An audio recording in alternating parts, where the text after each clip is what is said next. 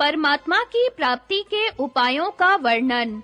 ब्रह्मा जी ने कहा, महर्षियों, निश्चित बात कहने वाले वृद्ध ब्राह्मण संन्यास को तप कहते हैं और ज्ञान को ही पर ब्रह्म का स्वरूप मानते हैं।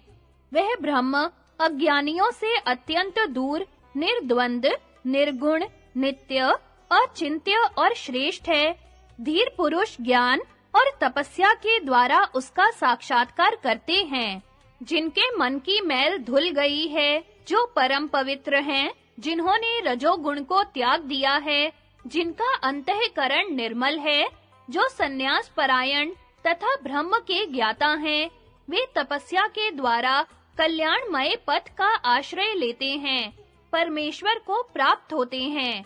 ज्ञानी पुरुषों का कहना है कि तपस्या दीपक है, आचार धर्म का साधक है, ज्ञान परब्रह्म का स्वरूप है और सन्यास ही उत्तम तप है। जो तत्व का पूर्ण निश्चय करके संपूर्ण प्राणियों के भीतर रहने वाले आत्मा को जान लेता है, वह सर्वत्र विचरने वाला एवं सर्वज्ञ हो जाता है। जो किसी वस्तु की कामना तथा किसी की अवहेलना नहीं करता, वह इस लोक में रहकर भी ब्रह्म स्वरूप को प्राप्त हो जाता है। जो सब भूतों में प्रधान प्रकृति को तथा उसके गुण एवं तत्व को भली भांति जानकर ममता और अहंकार से रहित हो जाता है, उसके मुक्त होने में तनिक भी संदेह नहीं है। शुभाशुभ कर्मों से प्राप्त होने वाले सुख दुख आदि ही इसमें सदा लगे रहने वाले फल हैं। इस प्रकार ब्रह्म रूपी बीज से प्रकट होकर प्रवाह रूप से सदा मौजूद रहने वाला यह देह रूपी वृक्ष समस्त प्राणियों के जीवन का आधार है। बुद्धिमान पुरुष तत्व ज्ञान रूपी खड्ग से इस वृक्ष को काटकर जब जन्म मृत्यु और जरावस्था के चक्कर में डालने वाले आसक्ति रूप बंधनों को तोड़ डालता है तथा ममता और अहंकार से रहित हो जाता है, उस समय उसे अवश्य मुक्ति प्राप्त होती है। जो मनुष्य अंतकाल में आत्मा का ध्यान करके सांस लेने में जितनी देर लगती है, उतनी देर भी समभाव में स्थित होता है, वह मोक्ष प्राप्त करने का अधिकारी हो जाता है। प्राणायाम के द्वारा पुनः पुनः प्राणों का संयम करने वाला पुरुष भी परमात्मा को प्राप्त होता है। इस प्रकार जो पहले अपने अंतःकरण को शुद्ध कर लेता है, वह जो चाहता है उसी वस्तु को पा जाता है। सत्व के महत्व को जानने वाले विद्वान इस जगत में सत्व से बढ़कर और किसी वस्तु की प्रशंसा नहीं करते। द्विजवरों, हम अनुमान प्रमाण के द्वारा इस बात को अच्छी तरह जानते हैं कि अंतर्यामी परमात्मा सत्व में ही स्थित है। सत्व के सिवा दूसरे किसी मार्ग से उनके पास पहुंचना असंभव है।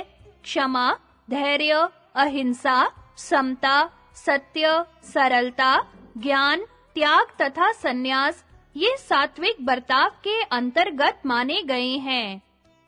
सत्व और पुरुष की भिन्नता, बुद्धिमान की प्रशंसा, पंचभूतों के गुण और आत्मा की श्रेष्ठता का वर्णन।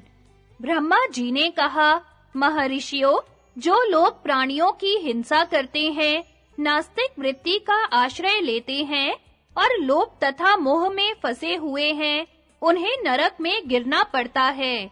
जो विद्वान आलस्य छोड़कर श्रद्धा के साथ वेदोक्त कर्मों का अनुष्ठान करते हैं और उनके फल में आसक्त नहीं होते, वे धीर और उत्तम दृष्टि वाले माने गए हैं।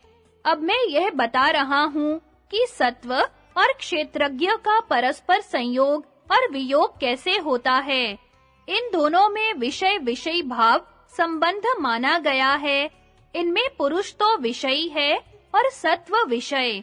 मनीषी पुरुष सत्व को द्वंद युक्त बतलाते हैं और क्षेत्रज्ञ निर्द्वंद, निष्कल, नित्य और निर्गुण है। जैसे कमल के पत्ते पर पड़ी हुई जल की चंचल बूंद उसे भिगो नहीं पाती, उसी प्रकार विद्वान पुरुष समस्त गुणों से संबंध रखते हुए भी किसी से लिप्त नहीं होता।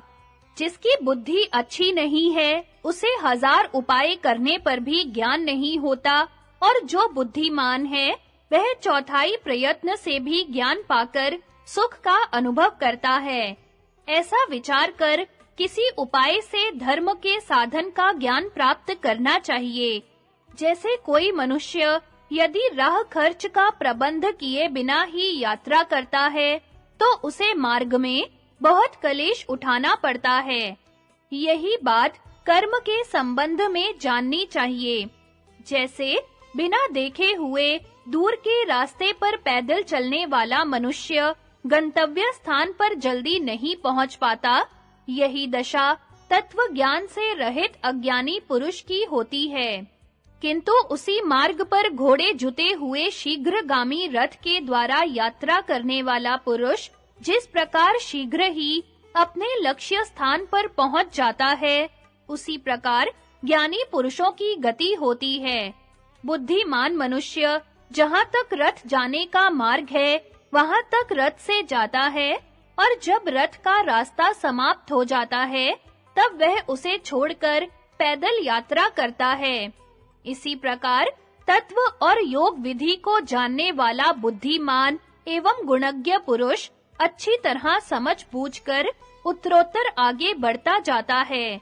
जैसे कोई पुरुष यदि मोहवश बिना नाव के ही भयंकर समुद्र में प्रवेश करता है और दोनों भुजाओं से ही तैरकर उसके पार होने का भरोसा रखता है, तो निश्चय ही वह अपनी मौत बुलाना चाहता है।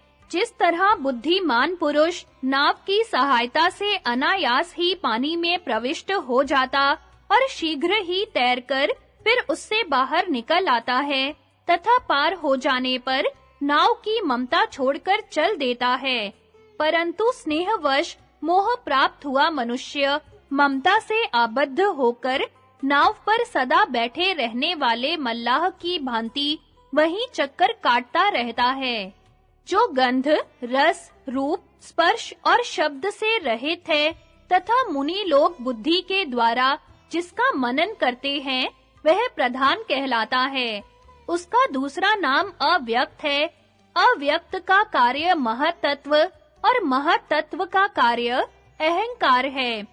अहंकार से पंच महाभूतों को प्रकट करने वाले गुणों की उत्पत्ति हुई है। पंच महाभूतों के कार्य हैं रूप, रस आदि विषय। वे पृथक-पृथक गुणों के नाम से प्रसिद्ध हैं। अव्यक्त प्रकृति कारण रूपा भी है और कार्य रूपा भी। इसी प्रकार महत्त्व के भी कारण और कार्य दोनों ही स्वरूप सुने गए हैं। अहंकार भी कारण रूप तो है ही, कार्य रूप में भी बारंबार परिणत होता रहता है। पंच महाभूतों में भी कारणत्व और कार्यत्व दोनों धर्म हैं। उन भूतों के विशेष कार्य शब्द आदि विषय भी बीज धर्मी कहलाते हैं, साथ ही वे कार्य रूप में भी उपस्थित होते हैं। पंच महाभूतों में से आकाश में एक ही गुण माना गया है। वायु के 2 गुण बतलाए जाते हैं। तेज 3 गुणों से युक्त कहा गया है। जल के 4 गुण हैं और पृथ्वी के 5 गुण समझने चाहिए। वह स्थावर जंगम प्राणियों से भरी हुई समस्त जीवों को जन्म देने वाली तथा शुभ और अशुभ का निर्देश करने वाली है। शब्द, स्पर्श, रूप, रस और गंध ये ही पृथ्वी के 5 गुण हैं। इनमें भी गंध उसका खास गुण है। गंध अनेकों प्रकार की होती है। मैं उसके गुणों का विस्तार के साथ वर्णन करूंगा। इष्ट, अनिष्ट, मधुर, अमल, कटु, निर्हारी, मिश्रित, स्निग्ध, रुक्ष और विशद, ये पार्थिव गंध के 8 भेद समझने चाहिए। शब्द, स्पर्श, रूप और रस ये जल के 4 गुण माने गए हैं। अब मैं रस विज्ञान का वर्णन करता हूँ। रस के बहुत से भेद हैं। मीठा, खट्टा, कड़वा, तीता, कसैला और नमकीन। इस प्रकार 6 भेदों में जलमय रस का विस्तार बताया गया है। शब्द, स्पर्श और रूप ये तेज के 3 गुण हैं। इनमें रूप ही तेज का मुख्य गुण है। रूप के भी कई भेद हैं। शुक्ल, कृष्ण, रक्त, नील, पीत, अरुण, छोटा, बड़ा, मोटा, दुबला, चौकोना और गोल। इस तरह तेजस रूप का 12 प्रकार से विस्तार देखा जाता है। शब्द और स्पर्श ये वायु के 2 गुण हैं। इनमें भी स्पर्श ही वायु का प्रधान गुण है। स्पर्श भी कई प्रकार का माना गया है। रूखा, ठंडा, गर्म, स्निग्ध, विशद, कठिन, चिकना, श्लक्षण, पिच्छिल, कठोर और कोमल। इन 12 प्रकारों से वायु के गुण स्पर्श का विस्तार बतलाया गया है। आकाश का एक ही गुण शब्द है। शब्द के बहुत से गुण हैं। षडज, ऋषभ, गांधार, मध्यम, पंचम, निषाद, धैवत, इष्ट, अनिष्ट और संहत। ये आकाश जनित शब्द के 10 भेद हैं। आकाश सब भूतों में श्रेष्ठ है। उसमें श्रेष्ठ अहंकार, अहंकार से श्रेष्ठ बुद्धि, बुद्धि से श्रेष्ठ आत्मा, उससे श्रेष्ठ अव्यक्त प्रकृति और प्रकृति से श्रेष्ठ पुरुष है। जो मनुष्य संपूर्ण भूतों के भूत, भविष्य का ज्ञाता, समस्त कर्मों की विधि का जानकार और सब प्राणियों को आत्म भाव से देखने वाला है, वह अविनाशी परमात्मा को प्राप्त होता है।